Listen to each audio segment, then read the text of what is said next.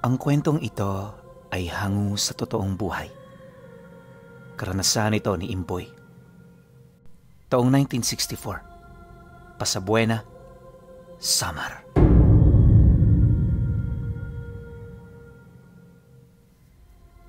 Noong mga panahong ito, nakatira sa dulong parte ng Pasabuena ang pamilya ni Imboy. Edad 15 anyos pa siya noon at kasalukuyang nasa poder pa siya ng kanyang mga magulang. Kilala sa tawag na Uka ang kanyang ama, habang yung nanay naman niya tinatawag na Aling Bebang sa lugar nila.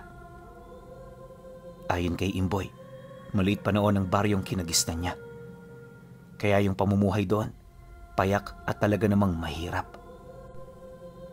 Kung hindi pagsasaka at pangungopra ang pinagkakaabalahan ng mga tao roon, pagbebenta ng mga hayop sa karatig baryo. Maliit man ang kita, mas mainam na ito kaysa wala. Sa estado naman ng kanyang pamilya, nag-aalaga ng mga puno ng goma ang pangunahin nilang hanap buhay. Malawak ang gomahan sa kanilang lugar, kaya madaling araw at hapon, ginugugol nila ang kabuuan ng kanilang oras sa pangunguha ng mga goma na iniipon naman nila sa loob ng ilang buwan. Hindi madali ang pagbebenta sa mga ito, pinuno, lalo pat kada kilo ang bayaran nito sa kanila. Bilang panganay ding anak, sa kanya nakatoka ang halos kabuuan ng pangunguha ng goma. Ang ama kasi niyang si Uka, araw-araw abala sa pagsasaka at pag-aalaga ng mga hayop. Yung nanay naman niya, gumagawa rin ng mga gawaing bahay, katuwang ang mga nakababata niyang kapatid.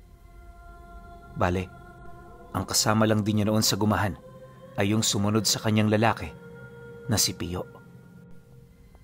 Sa taong ito, pinuno, 13 anyos pa lang si Pio. Literal na wala pa itong kamuwang-muwang sa mundo at lahat ng ginagawa nito purong paglalaro. Katunayan, sumasama lang ito sa kanya para makagala at makakuha ng mga bungang kahoy sa daan. Hindi naman niya ito gaanong pinagtutuunan ng pansin, lalo pat mas mainam na may kasama siya kaysa wala. May mga pagkakataon din kasing ginagabi siya, kaya malaking tulong si Pio sa kanya para hindi siya makaramdam ng takot sa kasagsagan ng kanyang pagtatrabaho. Ayon pa sa kanya na, likas na sa mga bata noon na matakot sa mga ganoong lugar dahil sa dami ng mga usap-usapang kumakalat sa baryo. Purong kababalaghan din ang panakot sa kanila noon ng mga matatanda, kaya alas 5 pa lang ng hapon, sinisigurado na nilang nasa loob na sila ng kanilang mga bahay. Pero alam niyo ba, na sa kabila ng mga panakot ng mga matatanda, nagtatago ang isang katotohanang hindi niya maipagkakaila.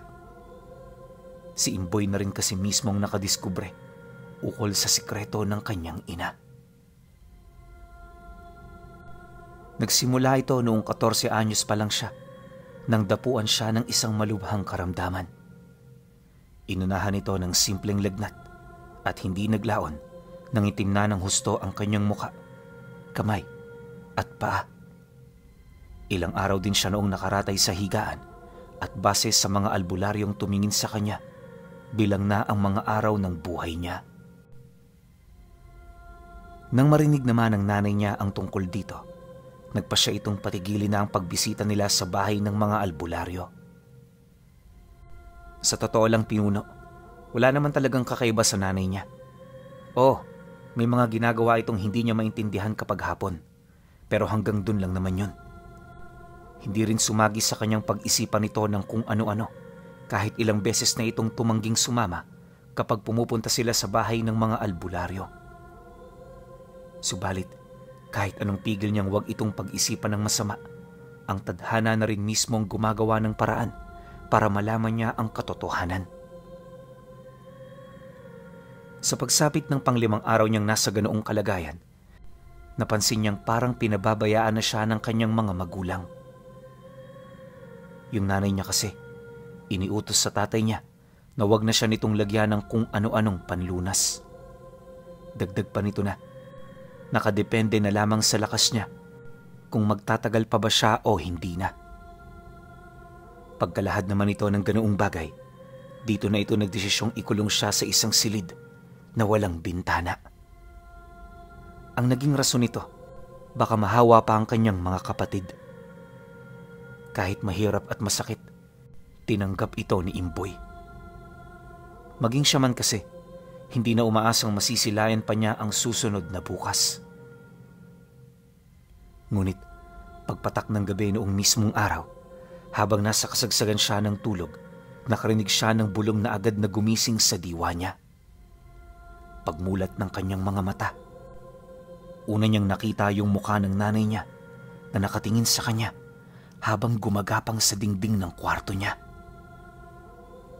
Kitang-kita niya ito kahit madilim dahil palagi siya noong iniiwanan ng maliit na lampara ng tatay niya kapag matutulog na siya. Siyempre, kailangan naman talaga niya yon, lalo na't may sakit siya noon. Pagsilay niya sa nanlilisik nitong mapupulang mata, agad niyang naramdaman ang paglambot ng kanyang katawan. Nawala rin bigla ang boses niya, tapos kahit pilitin niyang sumigaw, wala talaga. Maliban din sa kanyang ulo, halos lantang gulay ang buo niyang katawan. Literal na mata lang noon ang kanyang kayang igalaw. Habang naghahalo ang takot at kaba ni Imboy, hindi niya inalis ang kanyang paningin sa nanay niya. Unti-unti, napapansin niyang lumalapit na ito. Pagharap naman ng kanilang mga muka, gumapang sa kanyang leeg ang mahahaba nitong mga daliri hanggang sa dahan-dahan na nitong binuksan ang kanyang bibig. Paghila nito papalabas ng kanyang dila, nakita niya itong bigla na lamang naglaway. Yung laway ng nanay niya pinuno, kasing baho ng natuyong tinga, tapos bawat hinga nito parang kaamoy ng patay na dagang ilang araw nang naaagnas. Nakakausog talaga ito ng sikmura, kaso ano naman ang magagawa niya? Wala siyang kakayahang maikilos ang kahit kapiraso ng katawan niya. Ilang minuto pa ang lumipas. Dito na niya nakita ang paglabas ng nangingitim nitong dila. Binabalot ito ng itim na likido na sobrang lapot. Ang mas nakakatakot pa, hindi tumitigil sa paghaba ang dila nito hanggang sa makapasok na ito sa bibig niya. Ramdam na ramdam ni Imboy ang pagbaon nito sa kanyang lalamunan, dahilan para mahirapan na siyang huminga. Kalaunan, namuti na lamang ang kanyang mga mata hanggang sa tuluyan na siyang mawala ng malay. Kinabukasan, nagising siya magbabandang 12:00 na. Pagmulat pa lang niya noon, napansin niyang bumalik na ang kanyang lakas. Wala na rin siyang nakitang pangingitim sa kanyang katawan, tapos yung madalas niya noong pagkahilo, bigla na lamang nawala. Takang-taka man sa milagrong nangyari, marahan niyang tinahak ang daan patungo sa kusina. Nang mapansin naman siya ng mga kapatid niya, dali-dali naman itong lumapit habang masaya siyang niyayakap.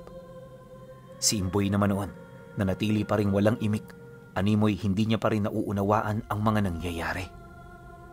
Pero nung makita na niya ang nanay niya, dito na nagbago ang lahat ng nararamdaman niya.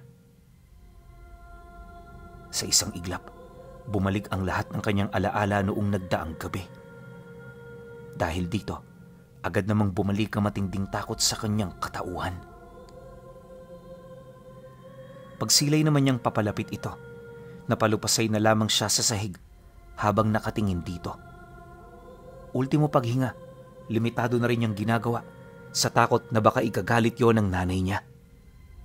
Akala niya talaga noon papatayin siya nito, pero paglapit nito sa kanya, laking gulat na lamang niya nang bigla siya nitong niyakap habang nagsasabi ng, "Masaya ako at magaling ka na, anak. Huwag mo nang uulitin yun, ha? Pinapakaba mo masyado si nanay." Dahil sa sinabi nito, unti-unting nawala sa kanyang wisyo ang takot na kanina niya pang nararamdaman. Hindi nagtagal, nang mawala na ang nerbiyos sa katawan niya, nagdesisyon na ang tatay at nanay niya na kausapin siya ng pribado. Nang marinig naman yon ni Imboy, hindi siya tumutol sa takot na baka magalit ang nanay niya sa kanya. Pagdating naman nila sa silid nito, umupo ang dalawa sa kanyang harapan habang mahinahong nagpapaliwanag. Dito na rin inamin ng kanyang mga magulang ang masamang dugong daladala ng nanay niya. Pagtatapat pa nito sa kanya na wala silang balak na ibulgar ito sa kanila, pero nung nagkasakit na siya, nalaman nilang yun lang ang tanging paraan para mailigtas siya. Mariinding inilahad ng kanyang ama, hindi naman siya tuluyang nahawaan ng nanay niya. Bagkus tinangan lang niya ang kapiranggot ng dugo nito. Wala naman itong problema, kaya hindi niya ito dapat na ipag-alala. Matapos naman niyang marinig ang lahat ng iyon, walang pagdadalawang isip niya itong tinanggap. Siyempre, ano ba naman ang aasahan niyo sa bata? Basta ang mahalaga noon kay Imboy, magaling na siya at napatunayan niyang hindi galit sa kanya ang nanay niya. Magmula noon pinuno, naging madalas na ang pagpansin niya sa kanyang ina na gumagawa ng mga hindi pangkaraniwang bagay. Sa maniwala man kayo o hindi, minsan niya na itong nakitang nagdala ng bangkay sa tahanan nila. Ilang araw itong nakahimlay sa ilalim ng sahig, ngunit sa hindi maipaliwanag na dahilan, hindi nangangalingasaw ang katawan nito. 2 taon pa ang lumipas. Pagtungtong ng taong 1964, aminado siyang nasanay na siya sa mga bagay-bagay na hindi pangkaraniwan. Kapag inaabot sila ng gabi ng kapatid niya sa gumahan, may mga pagkakataong nakikita niya ang nanay niya na nagmamasid sa kanila mula sa malayo. Di naman niya ito gaanong pinagtutuunan ng pansin, lalo pat alam niyang binabantayan lang sila nito. Ang kaso lang, 5 buwan bago sumapit ang Disyembre, may nangyaring problema sa kanilang pamilya. Yung kanyang ama, nasangkot sa kaguluhan sa baryo, kaya umuwi ito sa kanilang bugbog sarado. Ang naging kwento nito, pinagkamalan siyang magnanakaw ng isda kahit wala naman siyang kinukuha. Masyado ring mainit ang mga tao sa lugar na yon, dahilan para hindi na nito pakinggan ang kanyang panig. Sa kasagsagan din ng pagpapaliwanag nito, bigla na lamang siyang sinugod ng mga kalalakihan na walang habas na nambugbog sa kanya. Ilang minuto siya nitong dinarag kung saan-saang parte ng merkado, kaya wala siyang nagawa kundi protektahan ang kanyang sarili. Mabuti na lang, may mga mabubuting taong napadaan na tumulong sa kanya. Nung maawat na ang lahat ng sangkot, nalaman ng tatay niya na may lihim palang galit sa kanilang pamilya ang mga taong nanakit sa kanya. Ang gusto kasing mangyari ng mga ito, kunin sa kanila ang gumahan na pinagkukunan nila ng hanap buhay. Bago rin umalis si Uka sa lugar, pinagbantaan pa siya ng mga ito na hindi doon magtatapos ang komprontasyon nila. Matapos naman yung mailahad ng tatay niya, agad naman itong nagtanong sa asawa nito kung ano ang kanilang gagawin. Sa kanilang pamilya kasi pinuno, yung nanay niya talaga ang nasusunod sa mga bagay-bagay. Bali yung tatay niya, literal na sunod-sunuran lang dito. Nang marinig naman yon ng kanyang ina, hindi na muna ito nagsalita. Sa halip ang ginawa nito, isinarado na muna ang mga bintana at pinto ng silid nila. Pagdilim naman sa loob, inabisuhan siya nitong idoble sa dingding ang mga makakapal na telang itim na nakuha nito sa aparador. Nagsimula na rin itong magsindi ng mga kandila hanggang sa unti-unti nang lumiwanag sa paligid. Matapos naman itong gawin ng nanay niya, dito na nito sinimulang gamutin ang kanyang ama. Ayon kay Imboy, kakaiba ang pamamaraan ng panggagamot ng nanay niya. Bukod kasi sa wala itong ginagamit na mga panlunas, pawang laway at mga langis na nakasilid sa itim na garapon ang ipinapahid nito sa mga parteng may sugat. Sa estado rin noon ng tatay niya, siya na mismo ang makakapagsabi na hindi talaga biro ang pinagdaanan nito. Isipin ninyo, bukod sa bali-bali nitong kamay, meron din itong malalalim na sugat sa iba't ibang parte ng katawan. Halos mabulag na rin ang kaliwa nitong mata dahil sa tindi ng pambubugbog na naranasan nito. Ang mas nakakabahala pa sa lahat ay yung malalalim nitong saksak sa may bandang tadyang na nakuha naman ito mula sa paulit-ulit na pagbalibag sa kanya ng mga kalalakihang nambugbog. Malakas din ang kutob ni Imboy na kung hindi ito matutulungan ng nanay niya, may posibilidad na pumanaw ito dahil lamang sa mga sugat na kanyang natamo. Mabuti na lang, napakabisa ng pamamaraan ng nanay niya. Unang pahid pa lang kasi ng laway nito, narinig na niyang tumunog ang mga buto nitong nakabaluktot. Indikasyon na unti-unti na itong bumabalik sa pwesto. Dahan-dahan na ring naghihilom ang sugat ng tatay niya hanggang sa tuluyang mawala ang pilat na parabang wala man lang nangyari. Sa loob ng 10 minutong panggagamot ng nanay niya, mabilis nilang nakita ang resulta. Unti-unti na ring bumalik ang lakas ng kanyang ama hanggang sa makatayo na ito at makapaglakad ng hindi pa ika-ika. Pag-upo naman ito malapit sa kanya, bahagya naman yung napatahimik matapos nitong makita ang nanay niya na unti-unting tumatayo bit-bit ang isang itim na kandila. Matagal ko nang sinasabi sa iyo, Uka. Mag-iingat ka. Hindi lahat ng nakatira rito sa baryo kaibigan ng turing sa atin. Yung iba, gusto lang makuha ko noong ating mga pagmamay-ari. Akala siguro nila, saklaw ako ng sumpa ng pananalo. Nagkakamali sila sapagkat kailan may hindi ako mapapabilang sa mga lahing may ganoong kahinaan. Binigyan lang nila ako ng dahilan para pumaslang ng mga taong walang kalaban-laban. Matapos naman itong masambit ng nanay niya, agad nitong inalis ang mga telang isinabit niya sa dingding. Binuksan na rin ito ang bintana, maging ang pintong patungo sa sala. Para naman walang maghinala sa milagrong pinagdadaanan ng tatay niya, inabisuhan ito ng kanyang ina na wag na munang lumabas ng 1 linggo. Makakatulong ito para walang maghinala ukol sa kung ano ang sikreto ng kanilang pamilya. Dagdag pa nito na, pansamantala, si Imboy na muna ang magiging katuwang niya para malaman ng lugar na madalas pagtambayan ng mga taong nambugbog sa kanyang asawa.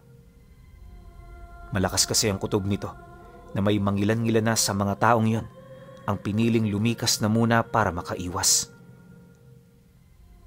Pagkalahad naman ito ng mga bagay-bagay, dito na nagsimula ang kanilang masamang binabalak. Akala noon ni Imboy, pagmamasid lang ang magiging parte niya sa plano ng kanyang ina, pero lingid sa kanyang kaalaman, meron pala itong ipapagawa na buong buhay niya, hindi niya makakalimutan. Pagtungtong ng gabi noong mismong araw, habang nagpapahinga na silang lahat, bigla naman siyang naalimpungatan nang may maramdaman siyang kamay na kanina pang tumatapik sa kanyang balikat. Dala naman ng kanyang kuryosidad, agad naman niya itong sinilip ng kaliwa niyang mata. Pagsilay naman niya sa mukha ng nanay niya, bigla naman siyang napabalikwas mula sa pagkakahiga habang kabadong tinatanong ito ukol sa pakay nito.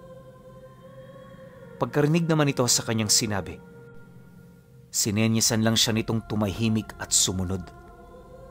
Siyempre, dahil sa takot niya sa nanay niya, wala naman siyang nagawa kundi ito pa rin ang nais nitong mangyari. Maya-maya pa, paglabas nila ng bahay, kampante nilang tinahak ang daan patungo sa gumahan. Habang tinatahak naman nila ang daan, marami siyang naging tanong ukol sa pagsama nito sa kanya, ngunit kahit isang sagot, wala siya ritong narinig. Ilang minuto pa ang lumipas, nang marating naman nila ang gitnang parte ng gumahan, bigla naman itong sumipol. Pagtigil ng nanay niya, pansamantalang binalot ng katahimikan ang buong paligid hanggang sa makasilay na siya ng 2 kalabaw na may mapupulang mga mata. Dahan-dahang naglakad ang mga ito papalapit at nung makaharap na nito ang nanay niya, bigla itong lumuhod kasabay ng pagyuko ng mga ulo nila. Ayon kay Imboy, hindi pangkaraniwan ang mga kalabaw na kanyang nakita. Bukod sa doble ang laki nito, hindi rin niya maipagkakaila ang ilang metrong haba ng sungay nito. Doon lang din siya nakasilay ng kalabaw na merong 4 na pangil na nakausli sa kanilang mga bibig. Matapos naman niya itong masilayan, narinig niya ang kanyang ina na magsalita gamit ang lengguwaheng hindi niya maunawaan. Noong una, wala naman itong naging epekto sa mga nilalang na tinawag nito. Ngunit habang tumatagal, napapansin niyang parang nagdudulot ito ng kakaibang enerhiya sa mga nilalang.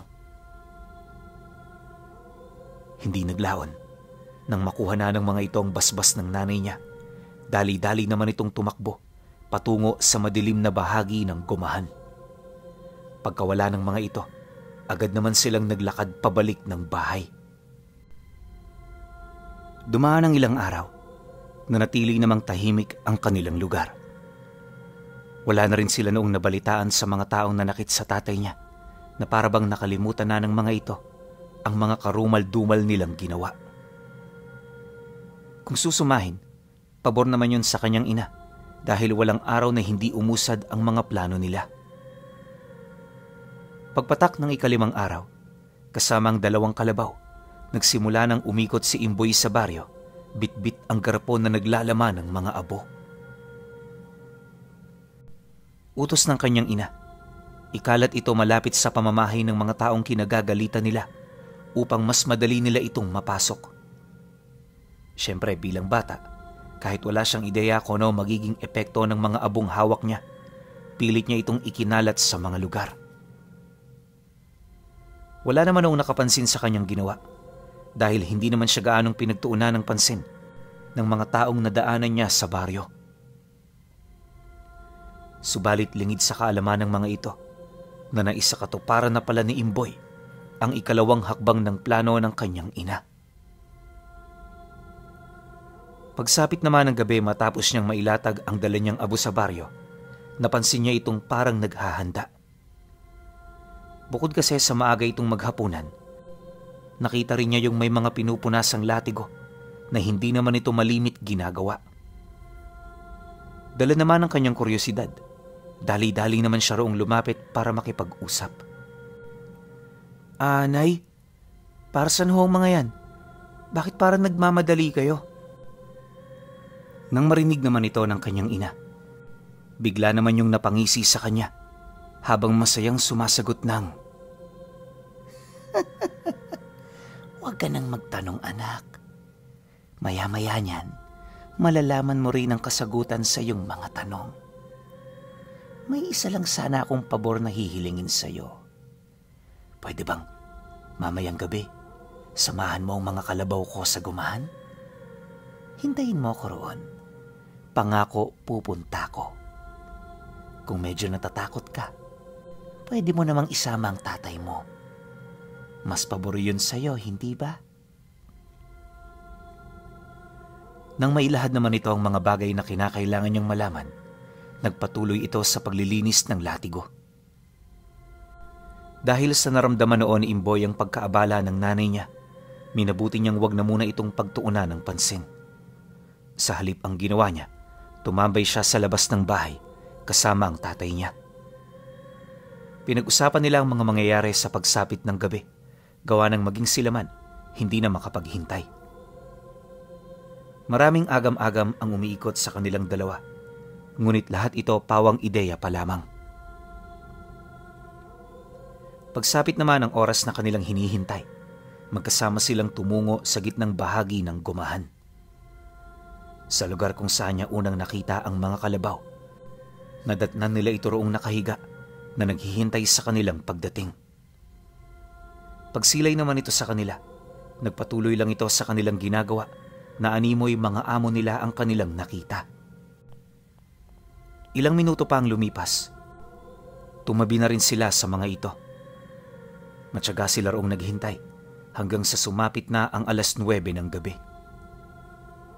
Hindi naglaon nang makarinig naman sila ng mga kakaibang ingay. Dito na sila nagsimulang maalarma hanggang sa bumungad na sa kanya ang nanay niyang lumilipad sa ibabaw ng mga kakahuyan. Paglalarawan ni Imboy dito, meron itong mga paang kahalintulad ng sa agila. Humaba rin ng bahagya ang katawan nito, tapos may pakpak ito na katulad ng sa paniki. Hindi rin ito kayang maitago ang mahaba nitong dila, kaya lumilipad ito ng nakalaylayon malapit sa kanyang mga paa. Habang papalapit naman ito sa kanila, napansin nila ang dalawang lalaking dagit-dagit ng mga paa nito.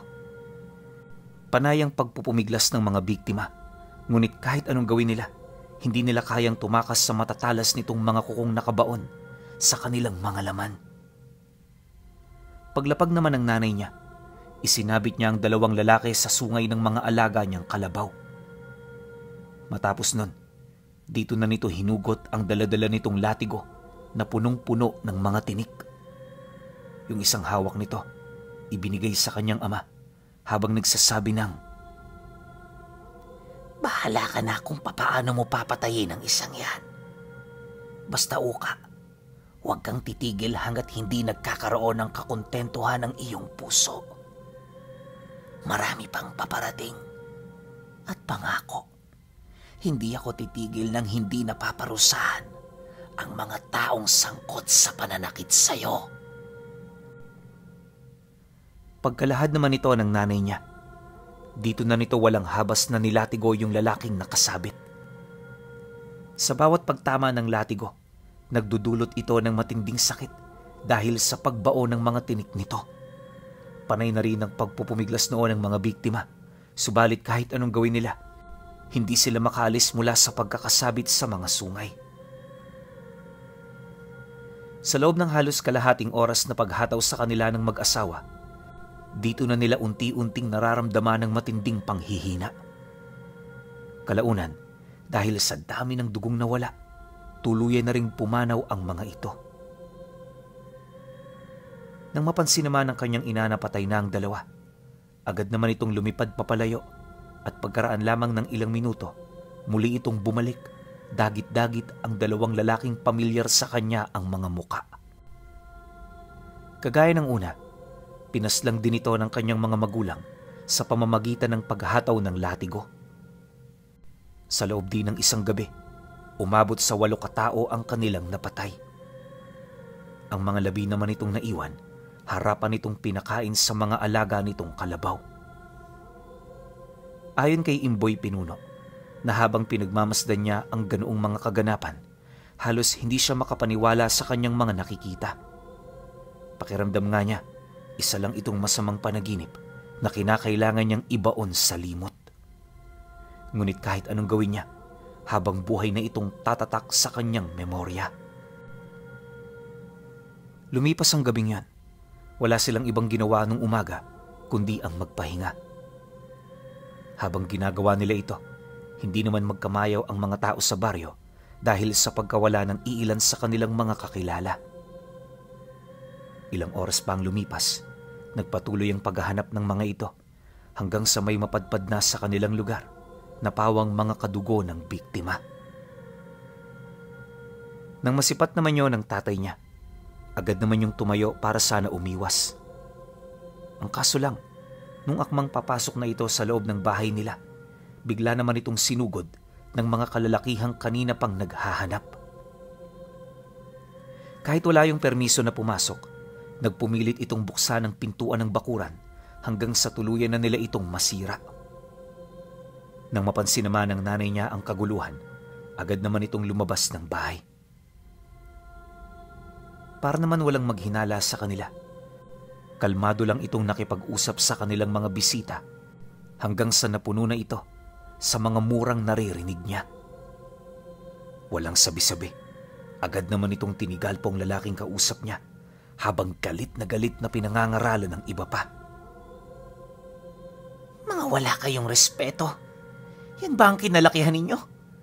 Dadayo-dayo kayo rito, tapos ang babastos ng mga bunganga nyo. Kaya sa totoo lang, hindi na talaga nakakapagtaka kung mawalan man kayo ng kamag-anak. Kayo na rin mismo ang gumagawa ng sarili ninyong libingan. Pagkalahad naman ito ng nanay niya, agad niyang inusala ng sumpa sa usog ang lahat ng mga pumunta. Segundo lang ang kinakailangan ng nanay niya para lumapat sa mga ito ang sumpang pinakawalan niya. Sa isang iglap, walang patid na yung nagsususuka hanggang sa maramdaman na nila ang mabilis nilang panghihina. Hindi naglaon. Nang mapagtanto ng mga itong may mahihimatay na sa kanila, napilitan na itong kumaripas ng takbo papalayo. Dahil sa pangyayaring yon, yung nanay niya ang naging sentro ng usap-usapan sa baryo. Ang mga taong hindi naman nakialam sa ganoong kaguluhan ay yung mga taong may alam sa lihim na karunungan. Akala ng mga ito, doon na magtatapos ang lahat, pero dumaan pa ang mga araw, nagpatuloy ang pangbibiktima ng nanay niya. Ganon at ganon ang naging proseso ng pagpatay hanggang sa wala na roong natira. Sa loob ng 1 linggo, nasaksihan ni Imboy ang pagkamatay ng maraming tao. Sa kasagsagan naman ng ganoong pangyayari, marami na sa mga kadugo ng pinatay ng nanay niya ang nagbayad para ubusin silang lahat. Kaso lang, maging ang mga ito man, hindi nagtagumpay. Maraming pagpaplano ang nangyari, pero lahat yon nalagay lang sa wala. Dahil dito, unti-unti na rin kumalma ang mga taong may galit sa kanila sa paniniwalang hindi nila kakayanin ang nanay niya. Nagdesisyon na rin ang iilan sa mga ito na umalis na ng baryo upang magbagong buhay. Magmula noon pinuno, nalagay na rin sa katahimikan ng kanilang pamilya.